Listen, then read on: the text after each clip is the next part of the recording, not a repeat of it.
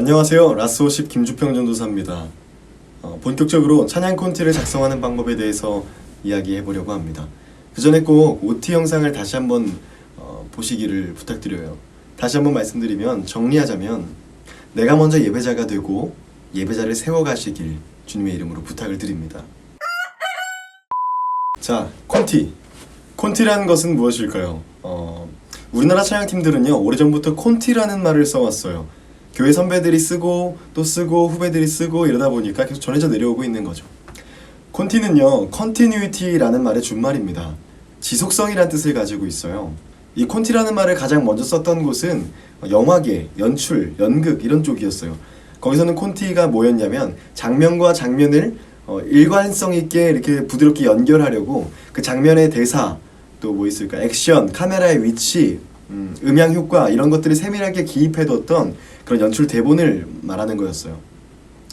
예배 찬양의 곡목, 송리스트를 콘티라고 부르게 된 것은 아마도 여기서 온 것이 아닌가라는 생각을 하게 됩니다.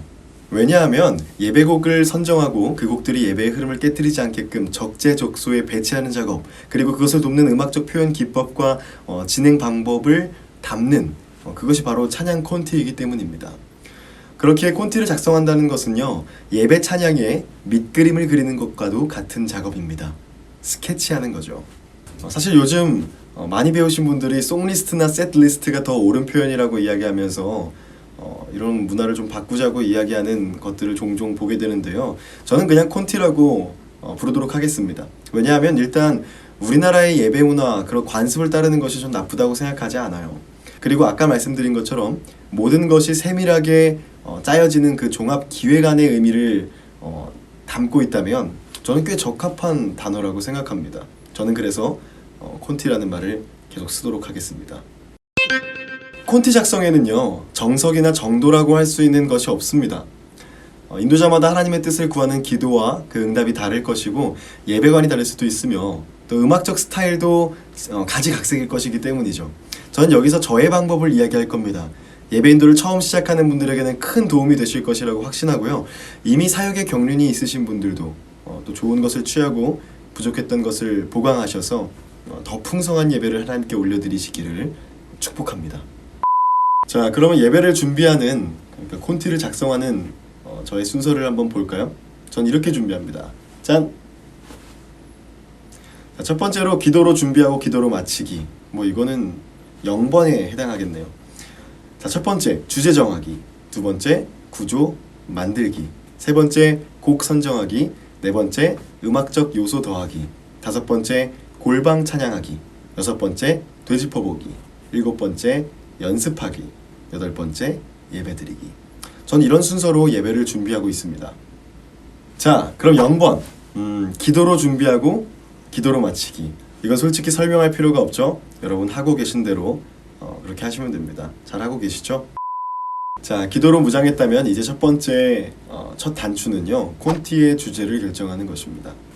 주제는요, 해당 집회의 설교자의 말씀과 그 주제를 일치시키는 것이 가장 좋습니다.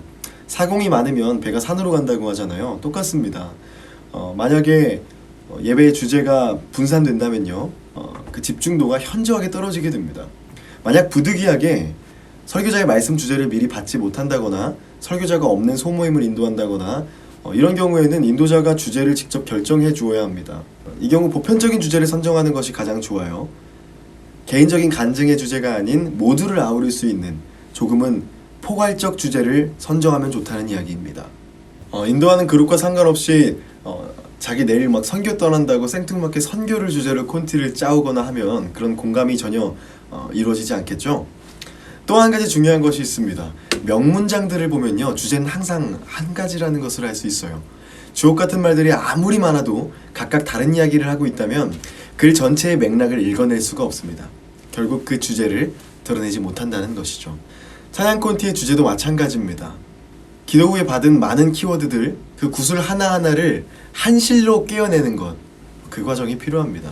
저는 오늘 주제를 예배자, 우리가 먼저 예배자가 되자로 정해보고 그 예를 진행해 보려고 합니다.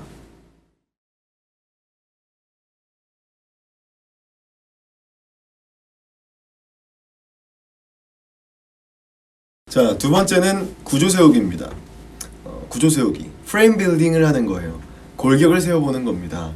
시작을 어떻게 할지, 뭐 멘트로 시작할지, 서로를 축복하면서 시작할지, 혹은 찬양곡의 전주로 바로 시작할지, 기도로 시작할지. 만약 기도로 시작한다면 뭐 인도자 혼자 기도하는 것으로 시작하는 건지, 함께하는 기도인지, 조용한 기도인지, 통성 기도인지, 뭐 이런 그림을 그려보는 겁니다. 그리고 나면요, 이제 템포를 결정해야 돼요. 템포 구조를 결정하는 건데요. 곡들이 빠르기, 뭐 빠른 곡으로 시작해서 느린 곡으로 끝나는지, 느린 곡으로 시작해서 뭐 빠른 곡으로 갔다가 또 느린 곡으로 끝나는지, 뭐 여러 가지 진행들이 있겠죠. 이런 것을 한번, 이 프레임을 한번 세워보는 거예요. 나는 이렇게 예배를 준비해 보겠다. 예배를 코디네이트 해보는 겁니다. 이 빠르기 구조에도요, 여러 가지 케이스들이 있습니다. 예를 들어서 빠른 곡에서 느린 곡으로 진행되는 것, 경쾌한 찬양으로 시작해서 느린 곡으로 진행되는 경우죠. 예배 찬양에 익숙한 공동체에게 적합한 구조라고 저는 생각해요. 그런 공동체들은요, 기쁨으로 노래하는 데 익숙해요. 이미 열린 마음으로 이 즐겁게 축제 예배를 즐길 수가 있어요. 반면에요, 예배에 익숙하지 않은 공동체들은요, 이런 구조를 선택할 때 조금 주의가 필요해요. 왜냐하면 당황할 수 있거든요. 준비 없이 비 맞은 것처럼. 그런 노래도 있잖아요. 준비 없이 비를 만난 것처럼, 이런 것처럼 갑자기 빠른 찬양으로 시작되는 거에 좀 못 견뎌 하실 수 있어요. 그걸 좀 주의하실 필요가 저는 있다고 생각합니다. 두 번째는 느린 곡으로 시작해서 빠른 곡을 진행하다가 다시 느린 곡으로 마치는 스타일도 있어요. 느린 찬양으로 예배를 여는 구조입니다. 일반적으로 많이들 택하는 구조인데요. 안정적이고 무난하기 때문에 그렇게들 많이 하시는 것 같아요. 또 서로를 축복하기도 하고 천천히 따라 부르기도 하면서 회중들이 보다 하나님께 마음을 열 수 있도록 돕는데 좋은 구조라고 할 수 있을 것 같습니다. 하지만 절대 오해하지 말아야 할 것이 있습니다. 가끔 예배 공동체에서요, 준비 찬양이라는 말을 사용하곤 해요. 저는 이 말이 절대로 없어져야 할 말 중에 하나라고 생각합니다. 그렇게 주장해요. 찬양은요, 여러분, 예배입니다. 찬양도 예배의 한 방법이에요. 그런데 예배를 준비하기 위해서 찬양을 한다? 아니에요. 우리가 찬양을 하는 순간 예배는 시작되거든요. 그 곡의 음악적 구성이 아무리 가벼울지라도 우리의 예배에 대한 열정, 그 마음은 항상 무겁고 또 진지해야 한다고 생각합니다. 제가 지금 화난 게 아니라 진지한 거예요. 세 번째로는 이런 구성도 있어요. 간혹 빠른 곡으로 시작해서 느린 곡, 빠른 곡, 느린 곡, 혹은 그 반대로 왔다 갔다 하는 경우 있습니다. 이건 정말 조심스러운 구성이에요. 개인적으로는 특별한 경우가 아니라면 추천하고 싶지 않습니다. 얼마나 특별한 경우인지는 모르겠지만 이렇게 종종 구성하시는 분들이 있어요. 그냥 좋아하는 노래를 늘어놓고 연결한 거 아닌가 싶기도 하고, 그리고 회중들이 궁금해질 거예요. 회중들이 출제자의 의도를 궁금해하기 시작하면요, 이 예배 힘들어집니다. 템포의 변동이 잦으면요, 회중들의 깊은 집중을 방해해요. 회중들 예배를 방해할 수 있다는 거죠.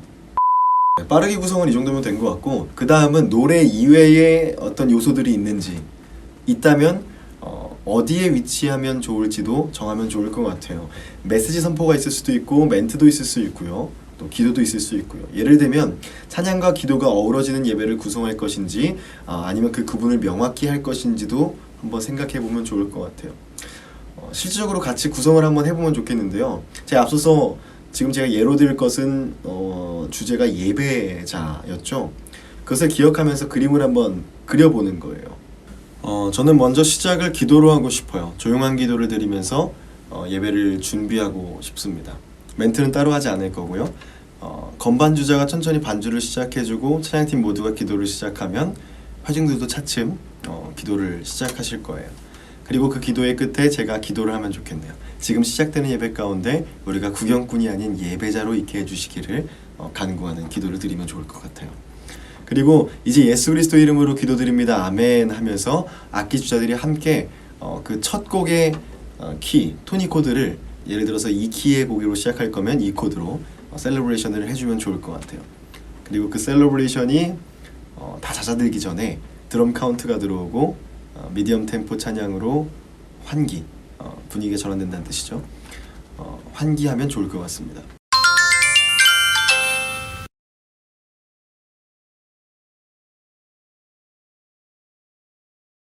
그런데 만약에 풀밴드가 아니라 어쿠스틱 기타 한 대로 뭐 예배를 인도해야 되는 상황이라면, 뭐 소그룹 모임을 인도한다면 이런 식이 되겠죠. 이런 느낌일 겁니다. 저는 먼저 멘트 없이 기도를 시작할 거예요. 하나님 감사합니다. 하나님을 예배하러 나왔습니다. 이 예배의 주인 하나님 한 분 되어주시고, 제가 구경꾼이 아니라 하나님 앞에 예배하는 예배자로 설 수 있도록 하나님 도와주세요. 우리를 원하신 주 예수 그리스도의 이름으로 감사하며 기도드렸습니다. 하나님께 영광 말씀 해주시다. 셀러브레이션이 끝나기 전에 저는 다음 곡을 들어갈 거예요.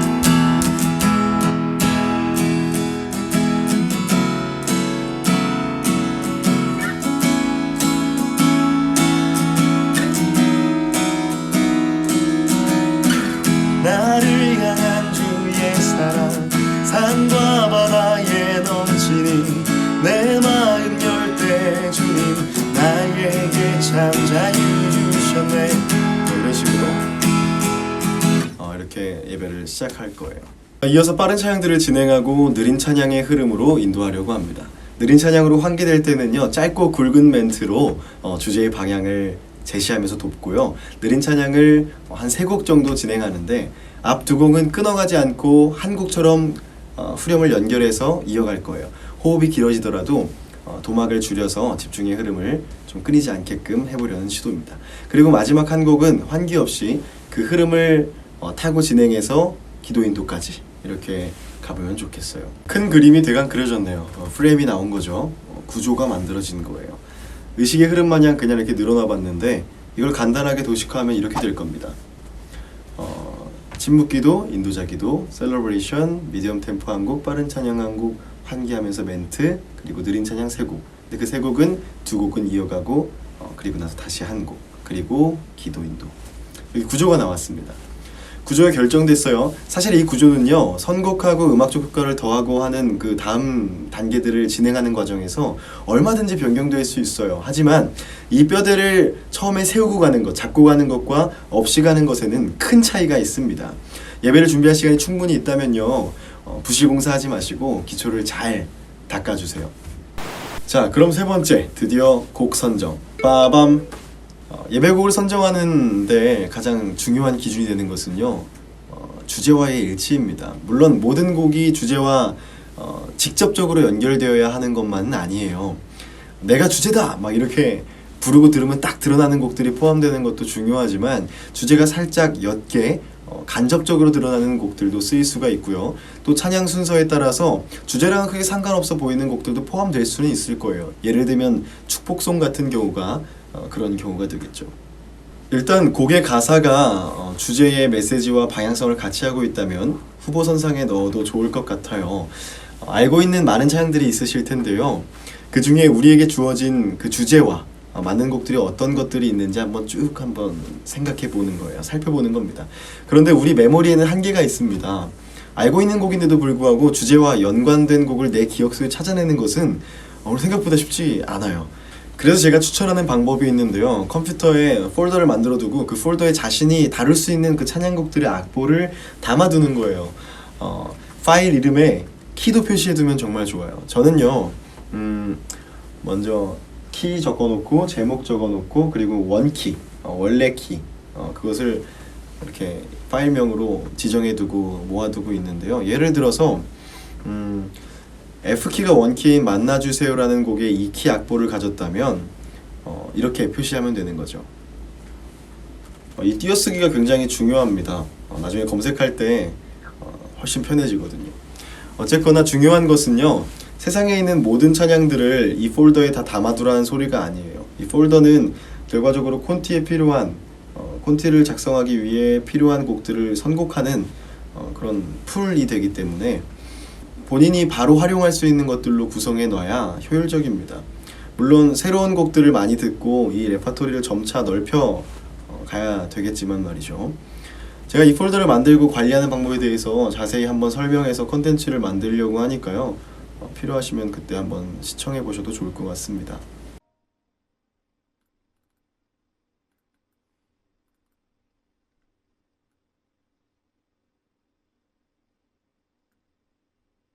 머릿속으로는 아무리 그려봐도요 한계가 있어요. 직접 해보면서 이래저래 더해도 보고 붙여도 보면서 자연스러운 연결 그리고 예배의 흐름 구상해보면 좋을 것 같아요. 이때에 이 파일명이 굉장히 적어둔 키가 도움이 될 거예요. 그러면서 이제 우리에게 주어진 시간을 고려해서 남길 곡들을 추리고 또 속아내기 시작합니다. 경험상 20분을 인도하면 3곡에서 4곡 정도가 적당한 것 같은데요. 멘토와 여러 가지 부연 상황을 고려해도 대략적 시간이 맞게 됩니다.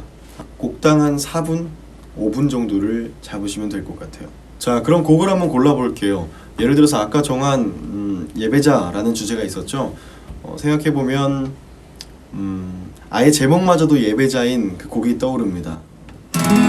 아무도 예배하지 않는 그곳에서 나나나나 아시죠?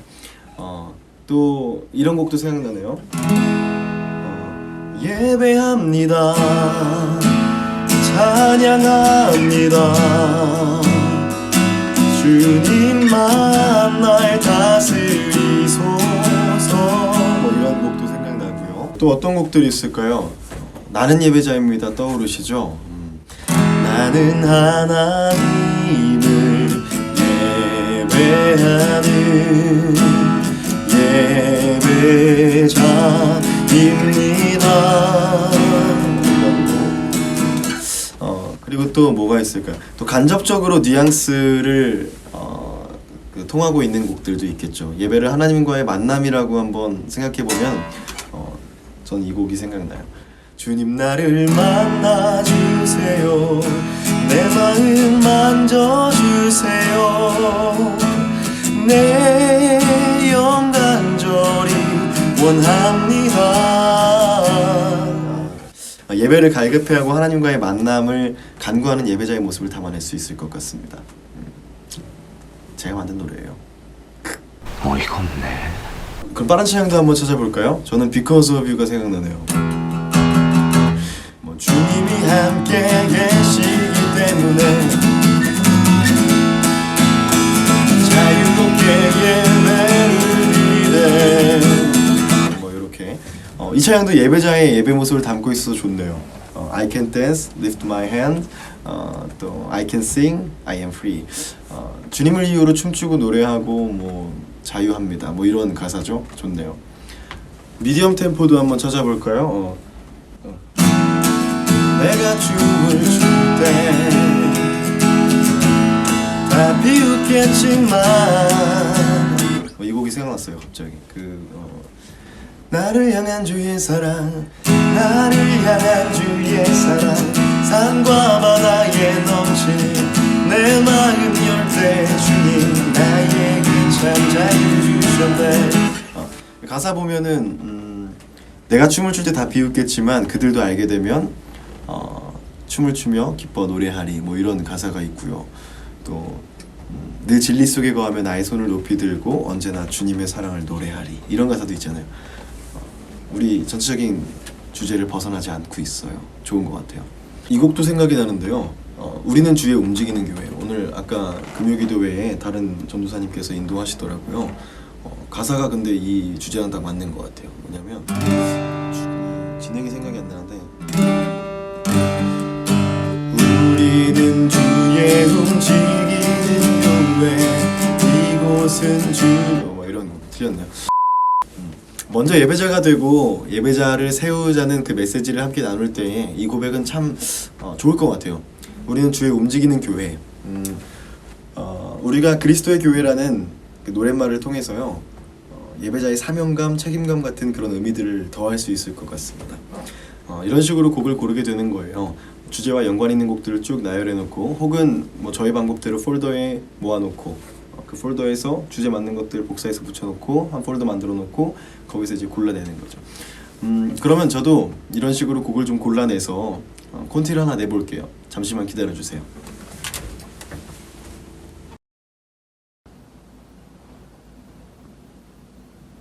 자, 저도 콘티를 한번 짜봤습니다. 아까 우리 구조 만들기 순서에서 만들었던 그 프레임대로 선곡을 해보면 저는 미디엄 템포의 우리는 주의 움직이는 교회, 빠른 찬양에는 Because of You, 그리고 이어가는 느린 찬양 두 곡 그 자리에는 나는 예배자입니다와 비전 이렇게 이어봤고요. 그리고 마지막으로 기도 인도로 넘어가는 그 곡은 예수 우리 왕이여를 선곡했습니다. 나는 예배자입니다와 같은 그렇게 강하게 주제를 부각시키는 그 곡 이어서 바로 비전을 선택했어요. 구원이 보좌에 앉으신 우리 하나님과 어린 양께 있다. 이런 고백, 영원히 있다. 이런 고백. 우리 예배자들이 예배하는 주님, 그 모든 것이 영원히 주님께 있다는 그 고백으로 이어가고 싶었습니다. 그리고 마지막에는 주님의 임재를 구하는 곡을 넣었어요. 예수 우리 왕이여를 넣었죠. 물론 하나님은 예배 우리 시작부터 끝까지 그 이상으로도 함께하고 계시지만 한 번 더 임마누엘 하나님을 고백하면서 우리와 함께하고 계신 하나님을 고백하면서 하나님이 정말 완전히 장악하고 계신 이 예배, 우리가 완전히 주님께 붙들림 받은 예배, 그런 더 깊은 임재 가운데를 나아가고 싶었어요. 혹시 스토리라인이 좀 보이시나요? 사실 이게 진짜 꿀팁인데요. 저의 콘티 짜는 방법에서 좀 나누고 싶고 보여드리고 싶었던 것은요, 바로 이 스토리라인입니다.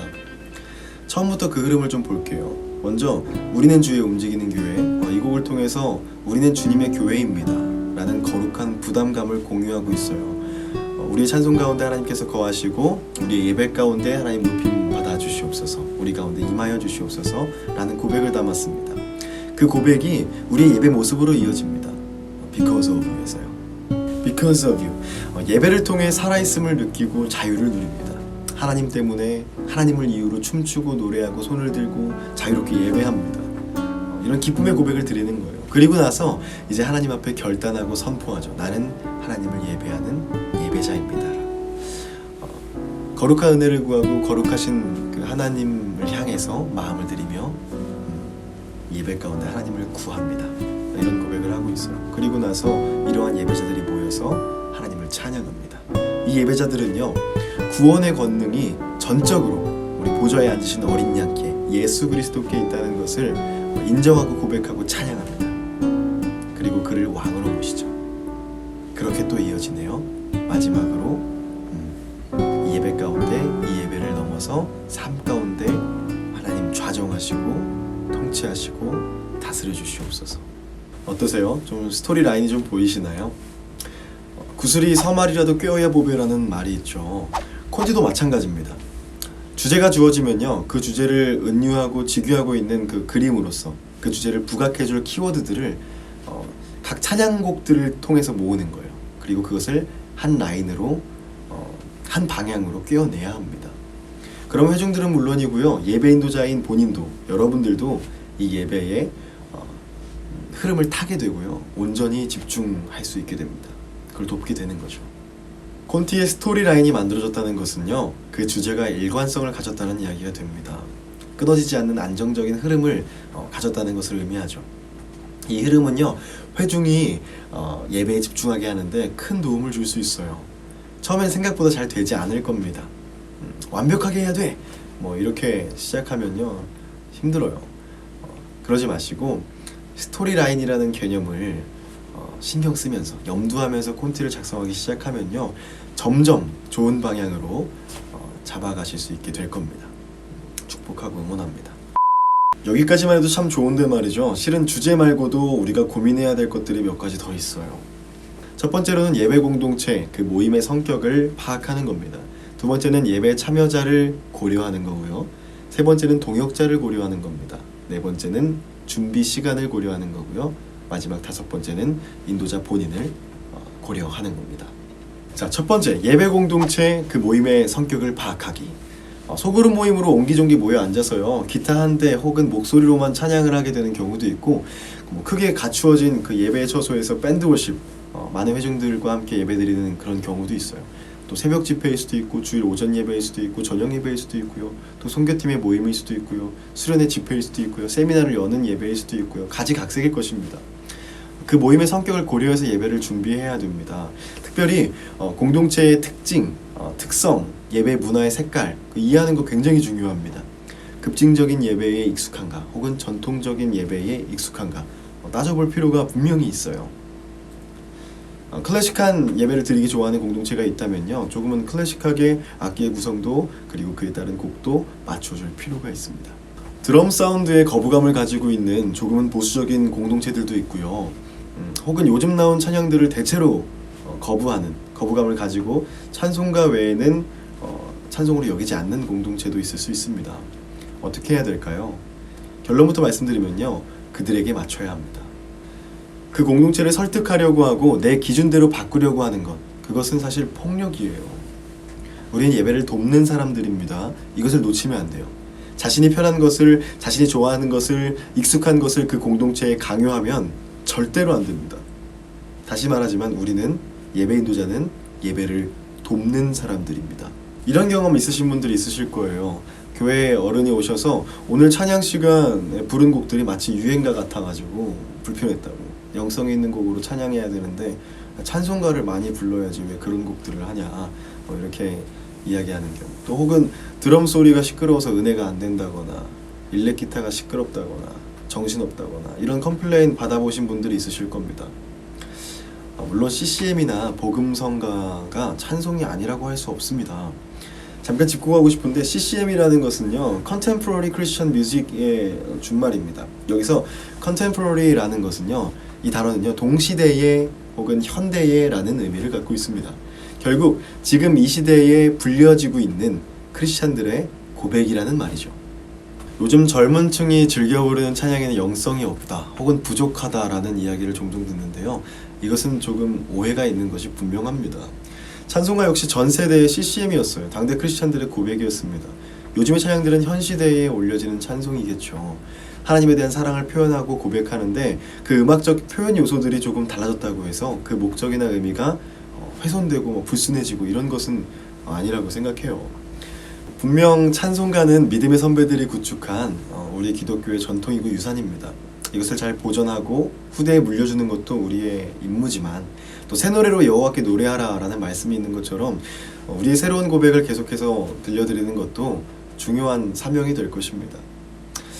우리 옛것을 근본해서 새로운 것을 더한다는 그 구본신참의 마음과 옛것을 익혀서 그것을 통해서 새로운 것을 미루어 안다는 온고지신의 마음, 그 마음으로 우리가 젊은 세대는 찬송가에 더 깊은 관심을 가지고, 또 기성세대는 새로운 찬양의 마음을 열어서 좀 포용하는 그런 모습이 필요한 것 같습니다. 요즘에는 EDM이라는 장르가 크게 이슈인 것 같더라고요.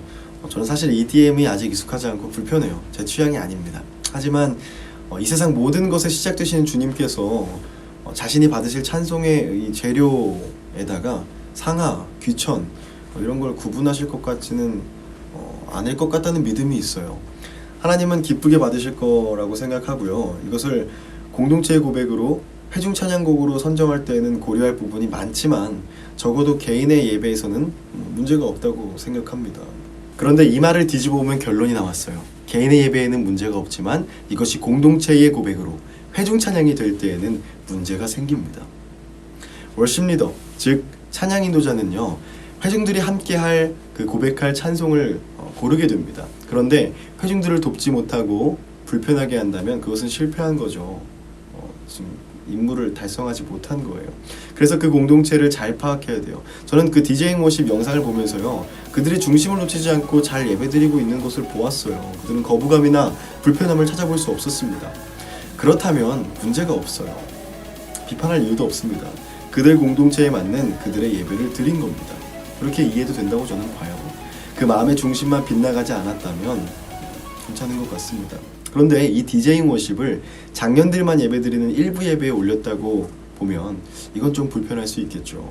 또 그 예배 공동체가 어떤 이야기 혹은 어떤 역사를 가졌는지까지를 이해한다면 더할 나위 없이 좋습니다. 여러분, 찬송가 시온성과 같은 교회 아시죠? 찬송가 245장, 새 찬송가로는 210장인데요. 이 곡은요, 음악 교과서에 자주 등장했던 하이든의 곡입니다. 대단하죠? 찬송가에는요, 모차르트 곡도 있고 베토벤 곡도 있어요. 기뻐하며 경배하세, 베토벤. 나의 생명 드리니, 모차르트 곡입니다. 그런데 찬송가 시온성과 같은 교회는요, 폴란드나 체코 같은 데서 부르면요, 그들의 마음을 아프게 하고 또 화나게 할 수도 있어요. 왜냐면요, 이 시온성과 같은 교회를 이제 이 곡의 역사를 좀 보면은 원래는 오스트리아 황제를 찬송하기 위한, 찬양하기 위한 곡이었어요.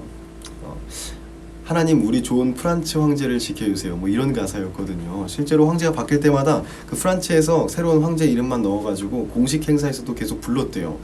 그런데 문제는 여기서부터 시작됩니다. 1841년에 대학 교수였던 아우구스트 하일리 호프만 폰 필러슬레벤이라는 사람이 이 곡에다가 독일 민족주의를 찬양하는 가사를 붙였어요. 그리고 이것이 2차 세계대전 때 독일의 진군가로 쓰이게 됩니다. 나치 군대가 이동하면서 이 곡을 부르면서 다녔다는 거예요.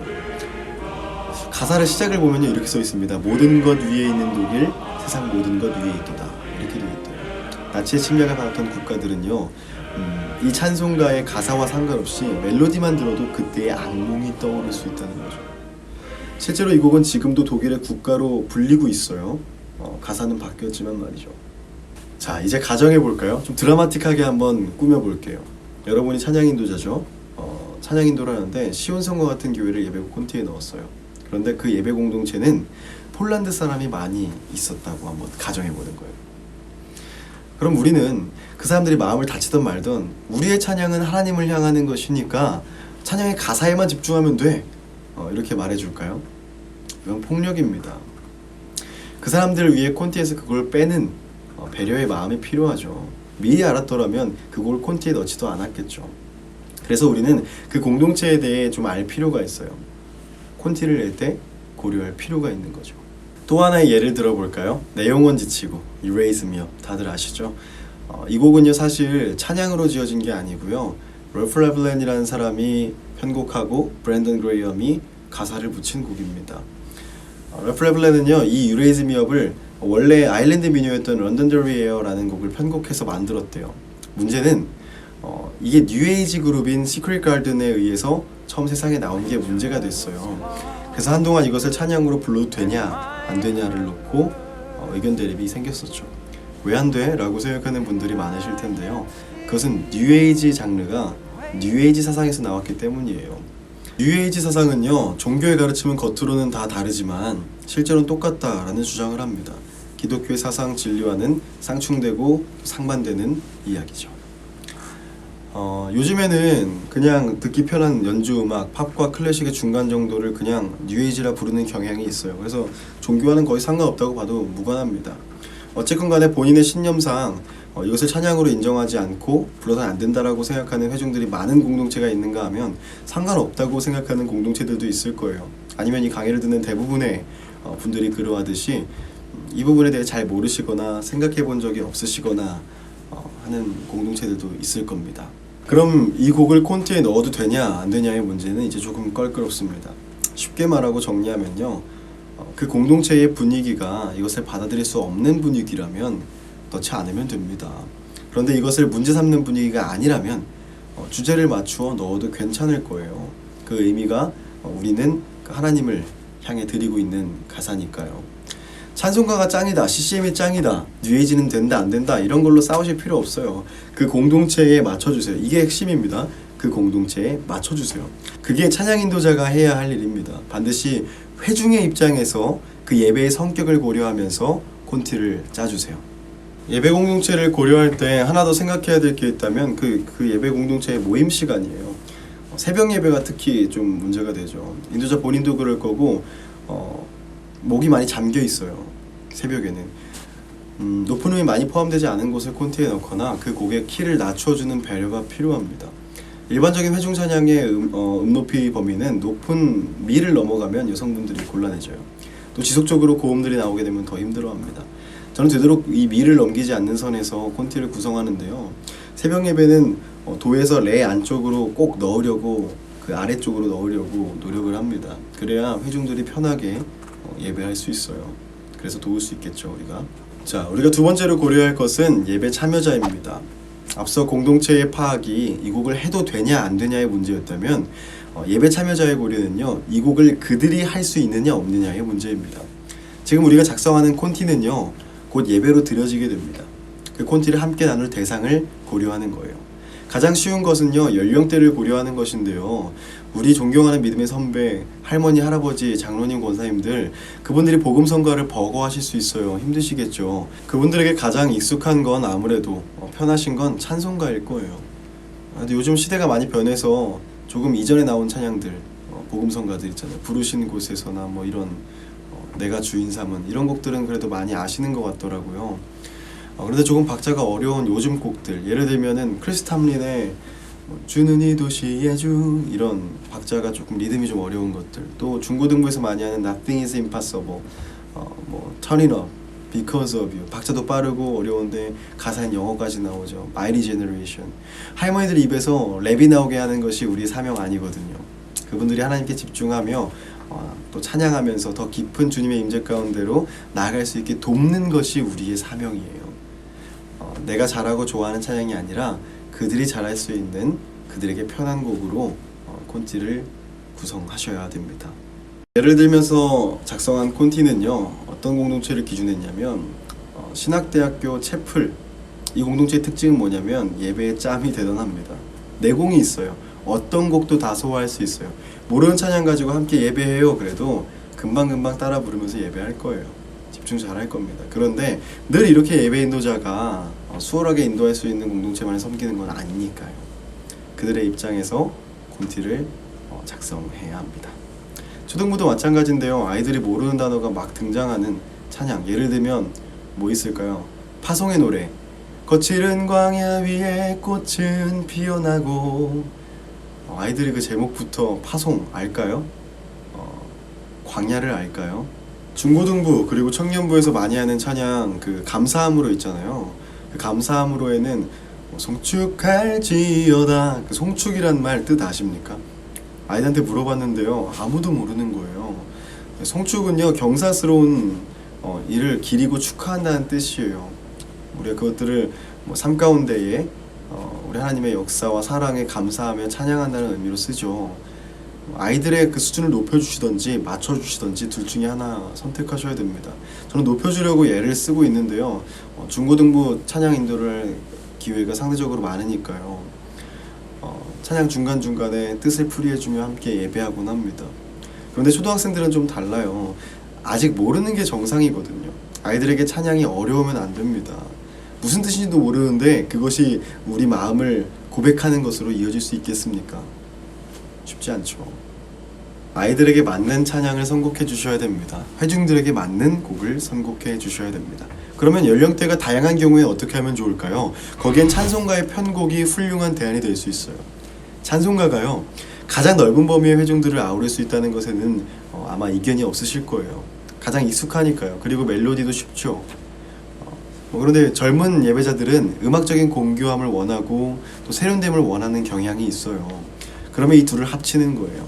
단순했던 멜로디에 거기에 편곡을 통해서 현대적인 느낌을 더해주는 거예요. 찬송가의 편곡은요, 각 연령층의 필요를 충족시키면서도 그 교집합을 찾을 수 있게 해주는 좋은 방법이 됩니다. 음악에 대한 조예가 깊지 않아가지고 편곡이 어려우시면 올포워십의 모두를 위한 찬송가라는 책을 추천드립니다. 훌륭한 작곡가님들 또 교수님들이 곡을 아주 잘 편곡해 놓으셨으니까 밴드워십에도 합창에도 훌륭하게 사용하실 수 있을 거예요. 자, 고려할 점 세 번째는 자원을 파악하는 겁니다. 또 회중을 파악했으면 이제는 섬기는 이들, 함께 섬기는 동역자들을 고려해 줘야 돼요. 팀 없이 혼자 기타로만 인도하는 상황이라면 이 단계 건너뛰어도 될까요? 아닙니다. 자신의 실력을 고려해야죠. 내가 아직 다룰 수 있는 리듬이나 코드가 제한적인데 자신을 과신해서 어려운 곡들을 고르게 되고 또 매끄럽지 못한 인도를 하게 되면요, 예배를 방해하게 될 수 있어요. 함께 섬기는 동역자들이 있다면 조금 더 고려할 점들이 많아집니다. 첫째로는 악기 구성에 맞는 곡을 좀 선정할 수 있으면 좋을 것 같은데요. 밴드 워십의 경우 드럼이나 일렉 기타의 사운드가 꼭 필요한 곡들이 있는 경우가 있죠. 예를 들어서 라이즈업 밴드의 Because of You를 예를 들면요, 드럼과 일렉 없이는 상상이 잘 안 되는 곡이에요.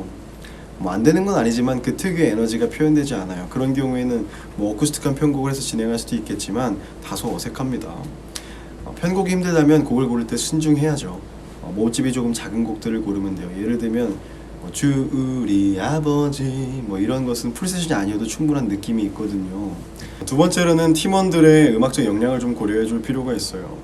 팀원들이 일주일에 한 번 예배 때만 와서 음악을 좀 다루는 친구들인지, 아니면 그것을 업으로 해서 열심히 또 전공하시는 분들인지, 이런 것에 따라서 기량차가 있을 수밖에 없겠죠.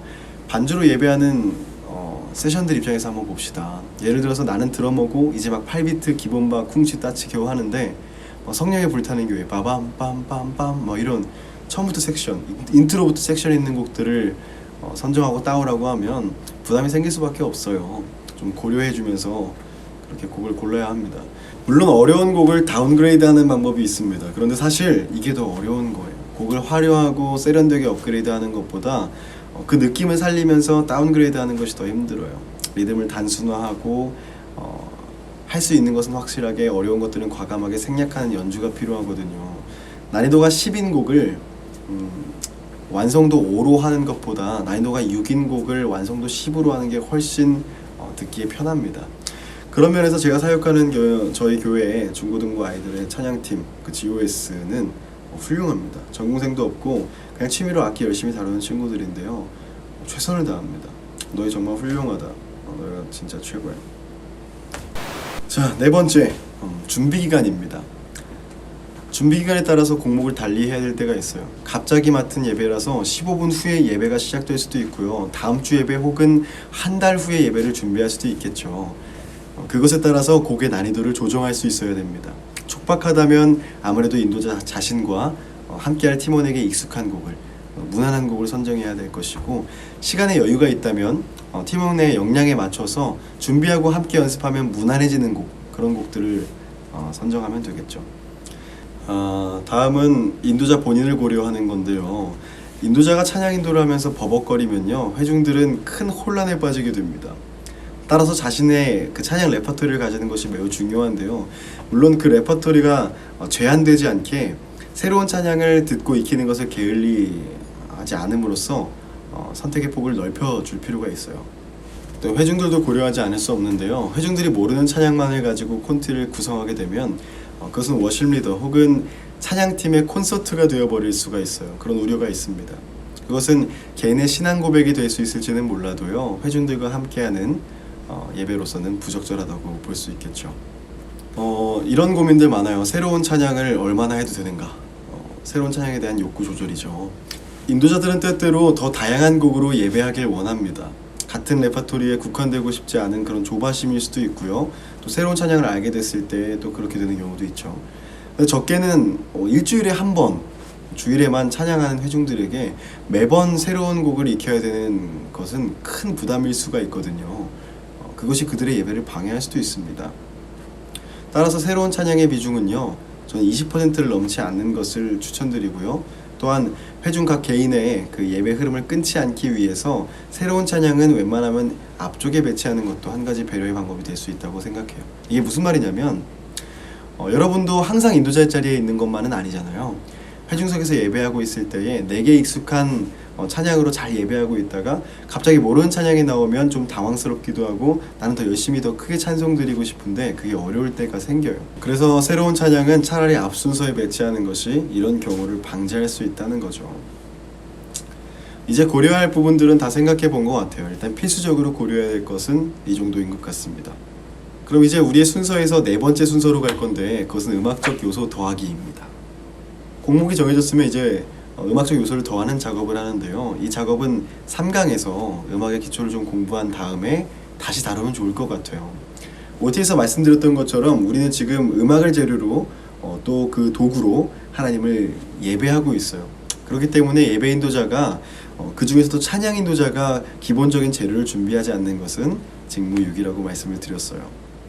노력하지 않는 것은 직무유기라는 것입니다. 저도 끊임없이 계속해서 배워가고 있으니까 여러분들도 화이팅입니다. 다섯 번째와 여섯 번째는요, 골방 찬양과 되짚어보기였죠. 이 둘은 한꺼번에 보면 좋을 것 같아요. 골방 찬양, 이거 굉장히 중요한데요. 골방이라는 것은요, 사전적 정의로는 큰 방에 딸린 작은 방을 의미합니다. 근데 성경 용어 사전을 보면요, 제가 무엇을 하라고 권면하는지 조금 더 직관적으로 알 수 있는 더 깊은 설명이 있습니다. 안방이나 건너방 등에 딸린 작은 방, 사람의 눈에 잘 띄지 않도록 만든 깊은 밀실, 조용하고 깊은 묵상이 가능하며 하나님과 1대1로 교제할 수 있는 내밀한 처소를 상징한다 라고 적혀 있더라고요. 그래서 골방기도라는 것도 있죠. 저는 골방기도처럼 찬양하는 것을 골방 찬양이라고 이름하고 되게 즐거워합니다. 그리고 예배를 준비하는 우리 인도자들에게 꼭 필요한 순서라고 생각하고 뭐 학생들, 제자들, 성도님들 가릴 것 없이 다 권하고 있어요. 예배 리허설이라는 것이 있습니다. 특히 음악적 합이 중요한 또 필요한 밴드 워십에서는 더욱이 중요한 순서죠. 그런데 그 전에 저는 찬양 인도자의 골방 찬양이 꼭 필요하다고 생각해요. 제가 말하는 골방 찬양이라는 것은요, 본인이 앞단계에서 작성한 콘티를 가지고 혼자 드려보는 예배입니다. 이 과정을 거치는 인도자와 생략하는 인도자, 그리고 이 과정을 거친 예배와 거치지 않은 예배는 정말 확연하게 다릅니다. 먼저 콘티로 찬양하고 기도하는 예배를 드리면서요, 하나님께서 주시는 마음을 묵상할 수 있어요. 이 과정에서 우리는 상대적으로 부담이 적기 때문에 자유합니다. 회중 예배로 확대시키기 전에 혼자 드리는 예배니까요. 개인의 예배가 될 수 있고 더 예배에 집중할 수 있게 되는 것 같아요. 앞서 말씀드렸듯이 찬양 인도자는요, 예배 가운데에 예배자인 동시에 예배 인도자입니다. 그런데 이 과정에서는요, 예배자의 초점을 맞추고 자신의 예배에 집중할 수 있어요. 그 가운데 분명 하나님의 임재가 있을 것이고 그 임재 가운데 하나님의 말씀이 있을 겁니다. 이 골방 찬양은요, 실패가 없어요. 연주가 미숙해도 괜찮습니다. 상관없습니다. 마음의 중심만이 중요합니다. 틀려도 돼요. 적어도 이 시간만큼은 나의 실수가 다른 예배자들을 방해하지 않습니다. 은혜가 누려지죠. 이 은혜가 이 골방 찬양의 가장 큰 메리트입니다. 이 골방 찬양의 두 번째 이점이 있는데요. 그것은 크로키, 속사화처럼 모호하고 추상적이었던 콘티의 그림이요, 골방 찬양을 통해서 스케치처럼 실제화되고 선명한 선을 갖게 된다는 것입니다. 마치 우리가 색칠 공부를 하는 것처럼 그 예배가 질서를 갖게 됩니다. 왜냐하면 우리는 예배를 드리고 난 후 생각을 하게 될 테니까요. 이 부분은 직접 해보니까 이렇더라. 생각했던 것과 달리 이 부분을 직접 해보니까 생각했던 것과 달리 어색하네. 엔딩은 이렇게 하는 게 더 낫겠다. 혹은 예배 드리면서 하나님께서 이런 마음을 주셨는데, 그리고 내가 그것을 이렇게 묵상했는데, 이 마음은 이 순서에서 이런 방법으로 나누면 되겠다. 이것은 회중 찬양에서 곧 멘트가 되겠죠. 우리 4강에서 멘트에 대해서 한번 이야기를 나눌 건데, 그때 이 부분 조금 명확하게 짚고 갈 필요가 있습니다. 찬양을 하면서 주시는 마음, 갖게 된 마음이 정말 하나님의 의중인지 분별해야 되거든요. 그게 나의 뜻일 수도 있어요. 그것은 4강에서 함께 나눠보도록 하고요. 지금 미리 키워드를 드리자면 그 생각이 성경에 근거해 있는지를 확인하시는 거예요. 그래서 찬양 인도자들은요, 절대 성경을 놓을 수 없습니다. 사실 멘트는요, 길지 않고 많지 않은 것이 좋아요. 짧으면 짧을수록 좋고요. 그런데 꼭 해야 할 말이 있다면 그것은 하나님의 말씀에 근거해 있어야 합니다. 자신의 생각, 의견을 주장하고 이야기하는 자리가 아닌 것을 반드시 인지하고 있어야 돼요. 후에 더 자세히 나누도록 하죠. 인도자가 홀로 드리는 골방 찬양 꼭 기억하시고 예배해 보시기를 바랍니다. 모든 것이 달라질 거라고 확신해요. 정말 모든 것이 달라질 거예요. 자, 거의 다 왔어요. 7번째 리허설입니다. 크로치가 스케치가 되고 나면요, 이제 색깔을 입혀야죠. 리허설이라는 과정을 통해서 멤버들과 함께 콘티의 색깔을 입히게 되는 거예요. 드디어 그림이 완성되어 가고 있어요. 거의 막바지에 이르렀습니다.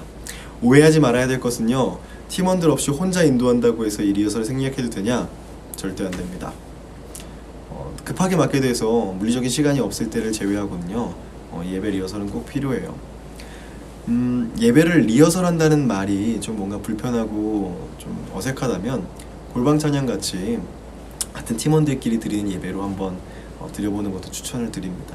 이 과정에서 곡들은요, 회중들을 위해 불편함을 줄고 음악적으로 더 다듬어질 거고, 그리고 인도 역시 매끄럽고 자연스러워질 거예요. 리허설은 정말 중요합니다. 자, 이제 마지막 8번째 예배입니다. 이제 예배를 드립니다. 이 부분은요, 제가 더 이상 조언해 드릴 것이 없어요. 하나님과 여러분, 그리고 회중과 각 개인과 하나님이 1대1로 만나는 시간이에요. 그래도 굳이 한마디를 재현한다면요, 이 예배 가운데 자신의 예배를, 그리고 회중의 예배를 방해하지 않으시길 바래요. 지금 너무 졸려요. 지금 새벽 3시거든요. 눈이 막 감기려고 합니다. 머리도 이제 떡친 것 같고. 지금까지 들어주셔서 감사합니다. 한 가지만 다시 강조하고 이 영상 마치도록 할게요. 먼저 예배자가 되고 예배자를 세워가시는 여러분 되기를 주님의 이름으로 부탁을 드립니다. 오늘은 여기까지. 고생하셨습니다.